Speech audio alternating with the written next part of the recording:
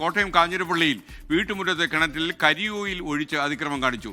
ഇടക്കുന്നത്ത് ഷാനവാസിന്റെ കിണറ്റിലാണ് ഏതോ സാമൂഹ്യ വിരുദ്ധർ കരിയോയിൽ ഒഴിച്ചെന്നാണ് വിവരം. 3 കുടുംബങ്ങൾ കുടിവെള്ളത്തിനായി ഉപയോഗിക്കുന്ന കിണറ്റിലാണ് ഈ കരിയോയിൽ ഒഴിച്ച് സാമൂഹ്യ പ്രതിബദ്ധത ഏതോ അക്രമകാരി നടപ്പാക്കിയത്. ആദ്യം നമുക്ക് ഒരു പ്രതികരണം കാണാം. ഇത് പാർത്തോട് ഗ്രാമപഞ്ചായത്തിലെ 9ാം വാർഡാണ്. ഇത് ഇന്നലെ ഏകദേശം 11 മണിക്ക് ശേഷം ആണ് ഇത് സംഭവിച്ചതെന്നാണ് പറയുന്നത്. ഒരുപാട് പേര് വെള്ളം ഇവിടുന്ന് ശേഖരിക്കുന്നതാണ്. ഇവിടെ ഒരുപാട് കുടിവെള്ള പ്രശ്നം നേരിടുന്നൊരു പ്രദേശമാണ്.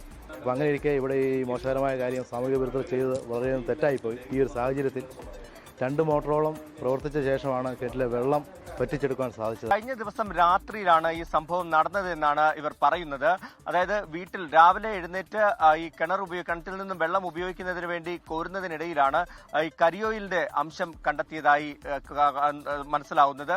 അത് വിശദമായി പരിശോധിച്ചപ്പോൾ അത് കരിയോയിൽ കൊണ്ടുവന്ന് ഒഴിച്ചതിന്റെ ലക്ഷണങ്ങൾ കൂടി അവിടെ ഉണ്ട് എന്ന് ബോധ്യപ്പെട്ടു. അങ്ങനെയാണ് ഇതൊരു സാമൂഹ്യ വിരുദ്ധർ ചെയ്ത ഒരു പണിയാണോ എന്ന് ഇവർക്ക് സംശയം തോന്നിയത്. എന്തായാലും പോലീസിലും അതുപോലെ തന്നെ ആരോഗ്യവകുപ്പിലും നഗരസഭയിലും എല്ലാം തന്നെ ഇവർ ഇതുമായി ബന്ധപ്പെട്ടൊരു പരാതി നൽകിയിട്ടുണ്ട്.